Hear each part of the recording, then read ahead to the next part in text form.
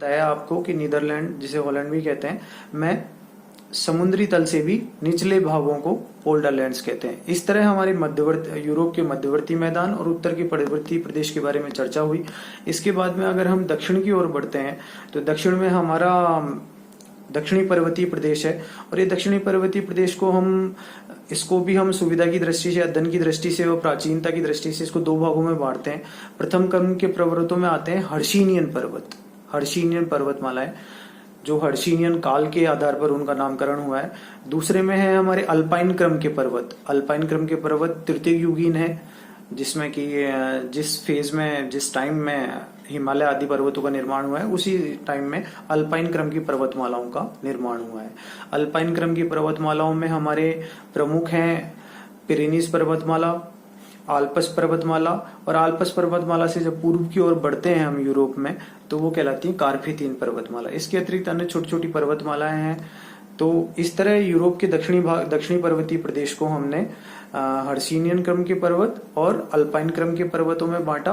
Alpine क्रम के पर्वतों को हमने पिरेनीज पर्वतमाला, दक्षिणतम भाग पश्चिमी भाग में, मध्य भाग में हमारी आल्पस पर्वतमाला है, और उसके आगे पूर्वी भाग में हमारे कार्पेथियन पर्वत हैं।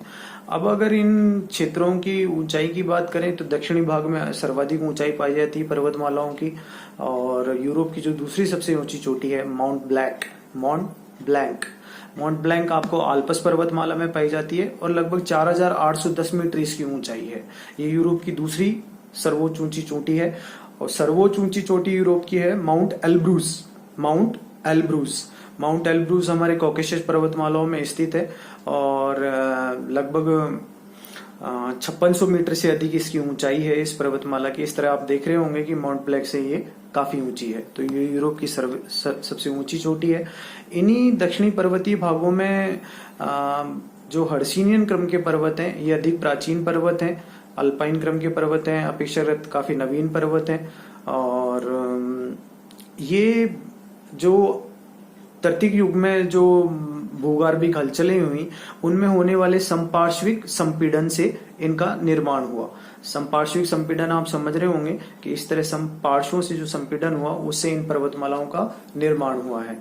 और इसके अतिरिक्त इस क्षेत्र की खास बात यह है कि इन्हीं भूगर्भिक हलचलों के दौरान, अल्पाइन हलचलों के दौरान कुछ भ्रंश घाटियों का निर्माण हुआ, जिनमें विश्व की प्रसिद्ध राइन नदी की घाटी भी स्थित है। राइन नदी यूरोप की एक बहुत महत्वपूर्ण नदी है जो कि एक भ्रंश घाटी से प्रवाहित होती है। इसके अतिरिक्त इस क्षेत्र में कुछ प्राचीन पर्वतों में, जैसे जिन हर्षिनियन क्रम के पर्वतों का मैंने जिक्र किया आपको, ब्लैक फॉरेस्ट है, वॉशजेज है, जूरा पर्वत है, तो इनकी अवस्थिति मैंने आपसे शेयर की थी लिखित नोट्स में। आप भी इनको एटलस से और बुक से एग्जैक्ट लोकेशन को आप नोट कीजिएगा। तो इस तरह ये हर्षिनियन क्रम के पर्वतों में आए। और अल्पाइन क्रम के पर्वतों में मैंने आपको बताया हमारा पिरेनीज, आल्पस और कार्पेथियन। आल्पस पर्वत चोटी अपने आप में विश्व के प्रसिद्ध पर्वतों में आते हैं। बहुत रमणीक स्थल हैं ये। स्विट्जरलैंड नाम का एक प्रसिद्ध पर्यटन स्थल इन्हीं आल्पस की पर्वत चोटियों में स्थित है। और जो विंटर गेम्स होते हैं उनके लिए, टूरिज्म के लिए अंगूर और कुछ अच्छे फलों और फूलों की खेती के लिए क्षेत्र प्रसिद्ध है। इसी तरह इस दक्षिणी पर्वतीय प्रदेश में कुछ प्रायद्वीपीय प्रदेश भी हैं। प्रायद्वीपीय प्रदेशों में हम बात करें तो हमारा आइबेरियन प्रायद्वीप हुआ, हमारा इटली का प्रायद्वीप हुआ, हमारा बाल्कन का प्रायद्वीपीय प्रदेश हुआ। तो ये सारे प्रदेश इसी तीसरे भाग में रखे जाते हैं। इसके अतिरिक्त कुछ नदी घाटी मैदान भी इस क्षेत्र में दक्षिणी पर्वतीय प्रदेश में पाए जाते हैं। नदी घाटी मैदानों की हम बात करें तो इनमें से एक प्रसिद्ध शीतोष्ण कटिबंधीय घास के मैदानों के रूप में जाने जाने वाला ऑस्ट्रिया, हंगरी आदि में पाए जाने वाले पुस्ताज, जिनको हम कहते हैं पुस्ताज इनका नाम है इन घास मैदानों का, शीतोष्ण कटिबंधीय घास मैदानों का। तो वो एक प्रसिद्ध नदी मैदान है। इसके अलावा इटली में बहने वाली पो नदी के द्वारा निर्मित नदी मैदान है। फ्रांस में बहने वाली रोन नदी का मैदान है। स्पेन आदि में फैला हुआ अंडालूसिया का मैदान है। इस तरह कुछ दक्षिणी पर्वतीय प्रदेश में कुछ मैदानी भाग भी पाए जाते हैं। इसके पहले मैंने आपसे जिक्र किया कुछ प्रायद्वीपीय प्रदेश पाए जाते हैं। इसके अतिरिक्त आल्पस की, अल्पाइन की पर्वतमालाएं हैं और हमारे हर्षीन क्रम के पर्वत है। इस तरह हम यूरोप के उच्चावच को 3 भागों में समेटते हैं, जिनके उप विभाजनों के बारे में मैंने आपसे डिस्कस किया।